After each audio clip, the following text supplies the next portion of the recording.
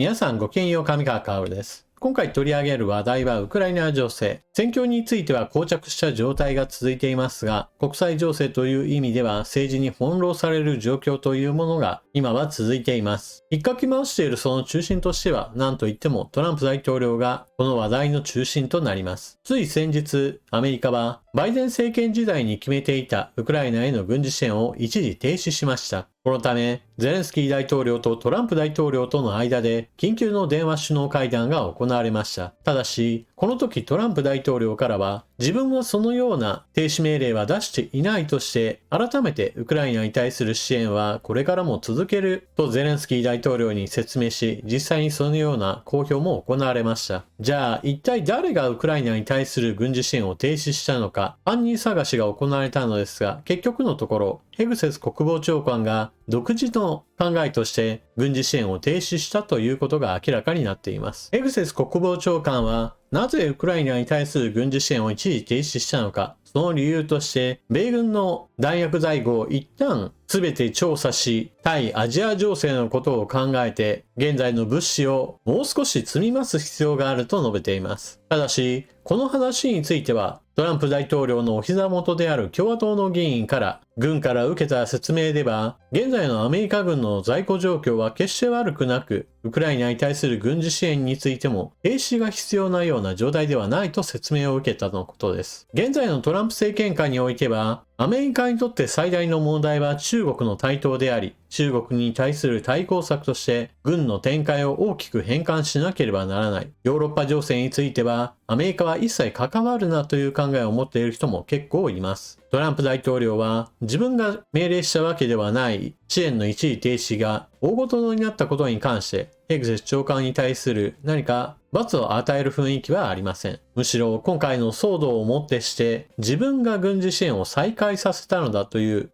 ちょっとした手柄のように考えているようです。今回止められたのはバイデン政権下において予算もつけられ供与が決まっていたものに関して再開されただけであり、ウクライナに対する新たな軍事支援ではありません。そしてトランプ大統領の発言、今現在行われたものではありませんが、過去に行った発言が今改めて注目されています。時事通信、台湾侵攻なら北京爆撃、習近平氏へ警告、選挙中の発言。トランプ大統領が昨年の大統領選期間中、中国が台湾に侵攻すれば北京を爆撃すると発言していたと報じた。中国の習近平国家主席に警告したという。これは CNN によると、資金集めの会合で録音された音声を伝えた。爆撃を警告された習近平氏は、北京をと聞き返したのに対し、トランプ氏は選択肢がない、爆撃しなければならないと表明。習氏は信じられない様子だったが、トランプ氏は 5% でも信じていれば OK だと述べ、習氏の行動を抑止する狙いがあったと強調した。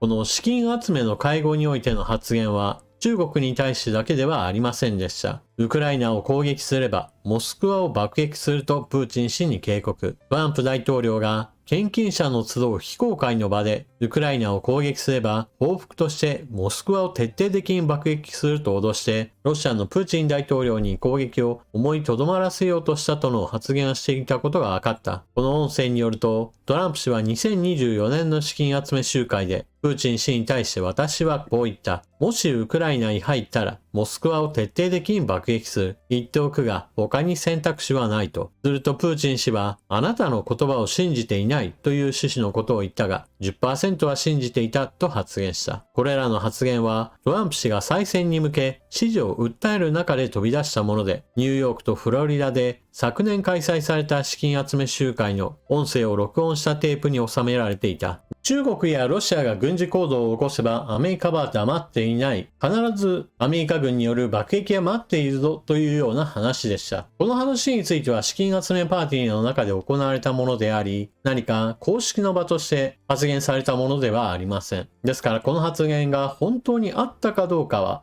ちょっと誰もわからないところです。ただし、自分の資金集めパーティーの場でこのような話をしたからには、支持者の人たちからは、自分はアメリカのリーダーとして中国やロシアに決して甘い顔を見せない強いリーダーであることを示そうとしたのでしょう。これは大統領に就任して以来、アメリカはアメリカの国益のみに力を使い、国際情勢における関与をなるべく減らそうと訴えていたトランプ大統領の姿とはちょっと異なるものです。そのためあくまでも内輪向けの話として自分が強いリーダーであることを示すための創作である可能性もちょっと疑っておくべきでしょう。ちなみに中国の北京やもしくはロシアの首都モスクワに対する爆撃ですが、実際に行うとすれば何を考えるべきでしょう。このニュースに関連してはインターネット上では日本から飛び立って北京を爆撃するんだから当然のように日本も巻き込まれるだろうと予言している人もいました。ただしこれについてはちょっとポイントがずれています。というのも中東情勢の話を思い出してほしいのですが、アメリカの B2 戦略爆撃機はアメリカ本土から部隊が飛び立ってイランに攻撃、そして空中給油機の助けを借りながらそのままアメリカへと戻っていきました。これは B2 戦略爆撃機の基本的な活動拠点としてはアメリカ本土、グアム、ディエゴ・ガルシア島といった拠点があり、日本が含まれていないからです。どうしても在日米軍を批判したい人たちは、アメリカ軍が日本から飛び立って、それによって日本が戦争に加担させられるんだという作り話をしたがります。在日米軍がいるのは事実ですが、少なくとも B2 戦略爆撃機が日本の基地を拠点として爆撃に向かうといったことは、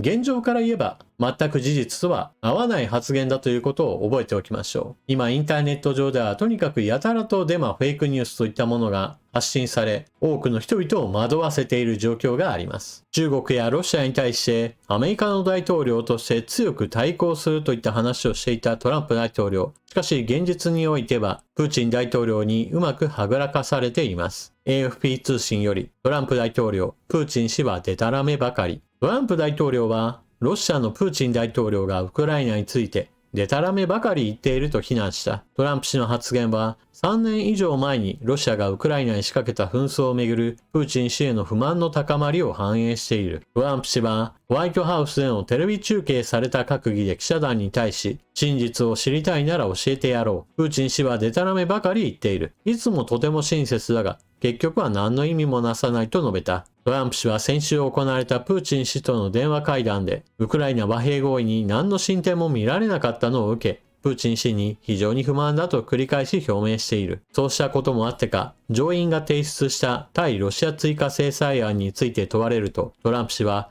極めて真剣に検討していると答えた。トランプ大統領が真剣に検討していると述べた上院の追加制裁案について、制裁案を主導しているグラム上院議員は近々承認する可能性があると述べています。ロシアに対する追加制裁案は上院ですでに過半数を超える80人以上の議員が共同提案者となっている。ロシアの石油、天然ガス、ウランを購入するあらゆる国からの輸入品に対して 500% の関税を課す内容となっている。ただしトランプ大統領が真剣に検討しているとは言うものの、以前から似たような発言が繰り返されていることから、実際にいつ採決されるかは不透明なままとなっています。実際に追加制裁を行ってくれれば、ロシアに対する影響は大きく出るのですが、とにかくこればかりは法案の行方を見守るしかありません。一方、ヨーロッパにおいては、フランスは15年ぶりに長距離ミサイル生産を再開。巡航ミサイルストームシャドウがイギリスからウクライナへと渡されるように、フランスからも巡航ミサイルスカルプがウクライナに対して供与されています。しかし、長い間ヨーロッパのおける軍縮が続いていたこともあり、巡航ミサイルがここ15年間全く生産されてきませんでした。ウクライナに対する軍事支援でスカルプをいくらか渡していることもあり、在庫を回復させるための生産が始まろうとしています。さて、それでは少しお久しぶりですが、戦況マップの紹介もしておきましょう。戦争研究所が発表しているこの地図は、赤く塗られている部分がロシア軍の占領している地域、水色の部分がそのロシア軍が一旦占領したものの、それを取り戻した部分です。全体の戦況から言えば、各地で激しい戦いは継続的に行われているものの、戦線全体が大きく動くといったわけではありません。主な戦いは、北部戦線、東部戦線、南部戦線、この3つにある程度集約して説明することができます。北部戦線として説明する地域としては、ロシア領クルスク州周辺での戦いとなります。こちらについては現在のところ、ウクライナ軍がかなり状況をコントロールしているようで、ロシア軍の攻撃を抑えることに成功しています。一方で、継続的な攻勢が続いている東部戦線。こちらの方ではじわじわとした侵食がなかなか止めることができていません。去年から今年にかけての戦いの中で一番地味にそれでも少しずつ前進しているという意味では東部戦線の方が状況としては深刻だと言えるでしょう。あまり話題には上がりませんが、一旦ウクライナ軍が取り返したクピャンスクやリマンといった町が徐々にロシア軍の再占領という危機にさらされ始めています。一方南部戦線、ヘルソン州における戦いにおいては川が一つの区切りとなって大きな戦いは起こっていません。しかし、ザポリージャ州においては陸続きのため、ロシア軍が何とか防衛線を突破しようと攻撃を繰り返しています。もう一つ、地上戦と並行して行われているのが、ロシア軍によるウクライナ全土に対する大型ドローンによる攻撃。先日行われた7月9日における攻勢では、ロシア軍がウクライナに対して過去最大741発の長距離ドローンミサイル攻撃を行いました。この時の攻撃ではドローン728機プラスミサイル13発。これは1日あたりではこの戦争における過去最大数となります。5日前の7月4日に合計550飛来だったのを早くも更新しました。ロシア軍の長距離ドローンミサイル攻撃は毎日実施されていますが、最近は5日ごとに大規模攻撃を実施しています。ただし、全体としてミサイル飛来数は少なくなっており、ドローンによる攻撃にかなり頼る傾向となっています。ミサイルはどうしても生産するのに必要な部品数、そして価格、生産効率も落ちるため、ドローンに対する依存が深まっています。では、迎撃率について、ウクライナ空軍司令部は、キンジャール空中発射弾道ミサイル6発については、残念ながら迎撃率 0%。一方で、イスカンデル巡航ミサイル7発については、迎撃率 100% を記録。そして、攻撃の大半を占める大型ドローンに対する攻撃では、728飛来中711を排除。迎撃率は 95% を記録しています。大型ドローンシャヘドの飛行経路についてはこちら。ウクライナ全土を様々飛び交っています。迎撃率が 95% になったのは、かなり奥深くまで狙って飛んでいたものが多く、それゆえに途中で次々と撃ち落とされたり、もしくは攻撃する機体に対するおとりとしてのものも含んでいるため、途中で力尽きて畑などに落ちるものも多かったからだと言われています。ミサイルの生産数についてはどうしても増やせない一方、大型ドローンシャヘドであれば作りがある程度簡素なため生産能力が徐々に拡大しています。そんな中、戦場における技術開発競争といったものは引き続き行われています。ウクライナ軍は地上ドローンプラス小型の飛行ドローンを組み合わせることによった攻撃作戦によってロシア軍陣地を無力化することに成功したと発表しました。ウクライナの北部戦線であるハルキウ地域では、ウクライナ軍第3独立突撃旅団の兵士が歩兵なしで飛行ドローンと地上ロボットの支援のみで攻撃を成功させ、ロシアの侵略者を捕らえたと報告しています。地元の取材によると、旅団はテレグラムでこれを報告した。史上初めてロシア軍はウクライナ軍の地上ロボットに屈服した。歩兵部隊も損害はなし。攻撃は前例のない作戦を遂行した。戦闘員たちはハルキウ地域の敵陣地を攻撃し、これを掃討し、ドローンと地上ロボットの複合体のみの力で占領軍を捕虜にすることに成功したと報告書は述べている。現在のウクライナ軍の基本戦術はしっかりと守りを固めることによって、ロシア軍やロシアという国家の存亡を図っていくという狙いがあります。それだけでは少しずつロシア軍が攻撃を繰り返して占領地域を広げてくるため、これに対する対抗策として考えているのが、反撃は人力に頼らずドローンを使おうと考えていることです。前線における迎撃戦闘で飛行型のドローンを使って戦うというのはこれまでも多く見られました。これに加えて地上ドローンといかにして連携した攻撃を取っていくか、ここが新たな選択肢となりつつあります。従来の地上ドローンの使い方としては、敵から攻撃を受けかねない前線において対戦車地雷を撒いたり、物資を